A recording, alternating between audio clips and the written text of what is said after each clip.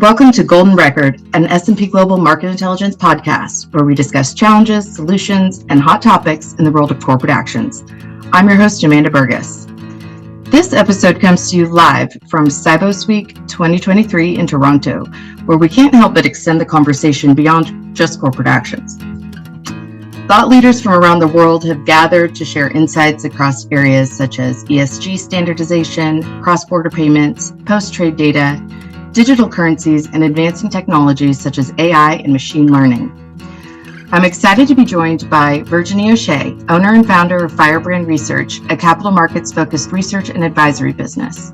Virginie is speaking on 3 panels throughout the week focused on digital asset and market infrastructures, unique transaction identifier, and tokenization.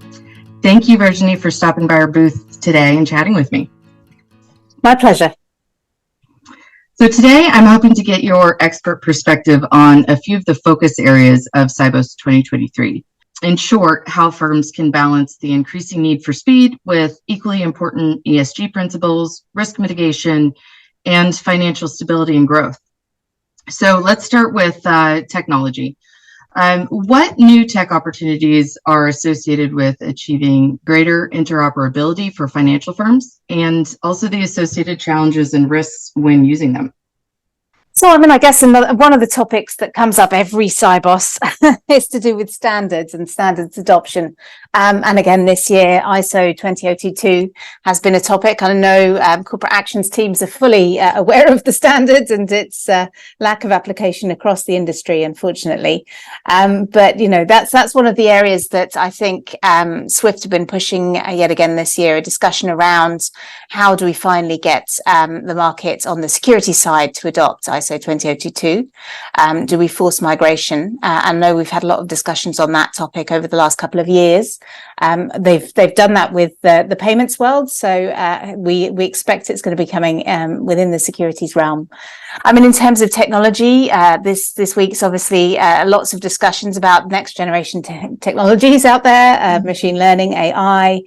Generative AI being the more recent, adaptation within financial services that people are adopting in various areas. So it's interesting to see how the industry keeps pace with the technology changes as they happen. If I think about it, we've had certain technologies for a really long time, like blockchain's been with us since 2009, I think. So when Bitcoin blockchain was adopted. So it's interesting to see that that's actually quite a long time in technology standards terms, but not that long when it comes to banking and securities. So we are definitely seeing a lot of interesting challenges and risks when it comes to regulatory view and the different regulators across the globe, their perspectives on new technologies and the risks they pose. AI and blockchain are both in the frame, I think, at the moment from a regulatory standpoint in terms of compliance challenges, biases, all of the things underlying these new technologies that we have to be aware of and be careful around to protect end investors. So what are some of those specific risks with AI specifically? If you look at it from the AI perspective, obviously, behind every AI model, there is a coder, and often you forget that, but when sort of applying them, but there are biases that are embedded in that code that need to be reviewed and observed. Certainly, there was a US order last year, the presidential order to investigate AI biases. There's been a lot of discussion about it in Canada as well. And I know the rest of the world, including Europe and key markets in Asia like Hong Kong and Singapore, their regulators are all looking at AI as well. And it's with a view to making sure that any of those biases are addressed and it doesn't, it negatively impact risk mitigation that might be based on AI decision making, for example.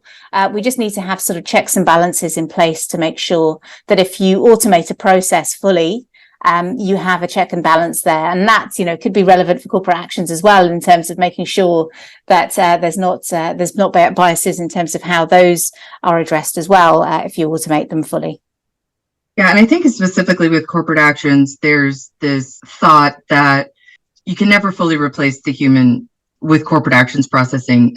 There's just a level of expertise required as corporate actions are not black and white all the time.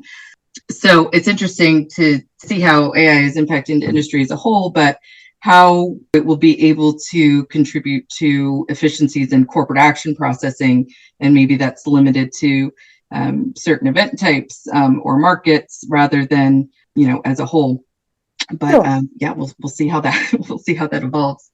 Sure, should be interesting. Generative AI is another one in that space. Actually, just to touch on that quickly, is like there are a lot of data privacy regulations as well around the globe, and what you do with end investor information in terms of generative AI is also under watch. So I think on that front, generative AI is one of the more near term technologies that people have got their eyes on to automate processes, but it is also quite risky, and you can embed misinformation and inaccuracies in your data if you're reliant on it. I want to talk about, some of the upcoming changes with settlement cycles T+1 and how pertinent you think these changes are going to be, for firms to be making technological advancements to be able to keep up with that settlement cycle. Sure. I mean, obviously, we've got Canada going first next year in May on the 27th. With regards, and then the US the day after, and also actually Mexico is going with Canada in terms of shortening the settlement cycle. So a lot of the markets in the Americas are moving. It's going to be there's a lot of work going on at the moment with the testing cycle. The testing window opened last month in August. The GTCC's testing window. A lot of firms are getting to grips with the requirements and trying to understand doing that testing, where the gaps are, where the risks are, where the operational hurdles are. And I think, unfortunately, often asset servicing and corporate actions gets put at the back of the pile. But certainly when you think about it from the perspective of automation, shortening the settlement cycle, taking that amount of, processing time out of the equation puts a lot of pressure on firms that are already relatively short-handed. So that's definitely, and at a time when everybody is focused on governance because of the ESG agenda globally. So I think there's a lot of pressure on firms to automate, to understand where bottlenecks are, where manual processes are within their organizations, and try and address those, see if they can automate them in any manner of ways. There's lots of things that people are looking at, but certainly with corporate actions, I think there's a lot of pressure on firms there because, as I say, those team sizes have come down. We've not had the healthiest economy this year, so I think downsizing has been the order of the day for a lot of firms, unfortunately, in the operations side. So you mentioned ESG. That's definitely something I want to talk about. I know it's a big focus area for the week as well. How do you see the financial industry as a whole align itself with ESG principles through various strategies, whether tech or other? I mean, I think the thing to recognise is that E, S, and G are all very separate topics. I know we bundle them together with ESG investment strategies, and I think there's a lot of variance across the globe with regards to ESG. And I know it's very much embedded already in the European market, where we see a lot of demand for ESG products. Maybe there's less demand in the US at the moment. May I hazard a guess? I'm not sure that's the case in Canada. But I'd say it's interesting. The performance of ESG dipped last year as well, and it's increased, and it's sort of it's got better this year. It's not back to the peak of where it was in terms of performance of those strategies, but certainly the E, S, and G components of all it had their impacts on financial institutions. And I think from an entity level and from a product level, we're seeing a lot of change. What's interesting on the G agenda is things like a focus on shareholder voting, pass-through voting, making sure that issuers are accountable to end investors. There's more transparency of that process with regards to general meetings. I know it's adjacent to what corporate actions teams are doing, but it certainly impacts them.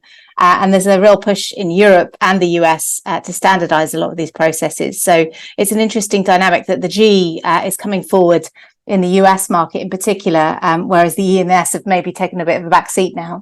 But certainly I think there's a lot of change ahead.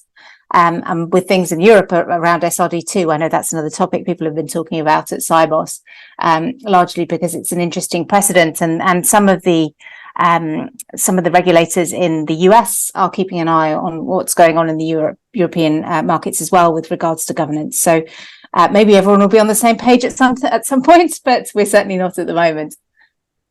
So let me ask you if you think that a focus on ESG priorities clashes with technical growth and efficiencies, or if they can actually complement each other? I think generally it tends to be complementary in terms of growth. I think there's a lot of politicization of the topic of ESG, unfortunately, which can hold back progress to some extent. But if you look at the three separate topics themselves individually, right? I mean, if you look at it from the the sustainability topic, which is again really big at Sibos this year. There's a lot of stuff that's happened this year with regards to climate change. I think it's been really visible in Canada. We've had the worst wildfire season on record. So that tells you a lot that sustainability and sustainable risks need to be better addressed by the markets. God knows we've got some bits of the US underwater at the moment. In terms of hurricanes and the increasing strength of hurricanes. So certainly we need to make sure that those climate risks that are escalating and those events are being taken into account in our investment strategies. And, issuers are taking account of them in terms of the actions that they take as well. So certainly it's embedded across sustainability, and climate risk is a very big topic. The S side, the diversity aspects, the need for better, it even goes into the AI topic where you need to have more diverse coders so that you're not embedding problems with regards to technology building. So making sure that you've got not everybody's the same background, similar ways of coding, similar educations means that there's correlation risk. So you have to be very careful on that. So that's impacting the industry. And on the G front, as I say, governance is a big topic, and the intent of governance focused regulation and governance efforts is actually to make life better for investors. And if life is better for investors, everything's more transparent for investors, they're feeling engaged, they're going to invest more. So I think it's all complementary with the growth. One last question for you. Mm-hmm. What are the most important takeaways that you expect from Sibos 2023 that you think can potentially affect change across the financial industry? I mean, there's such a wealth of topics this week, and you could dive into any of them and speak for an hour. As you could tell, I probably talk about many topics for a long period of time. But another one that I'm going to be talking about on one of my panels is tokenization.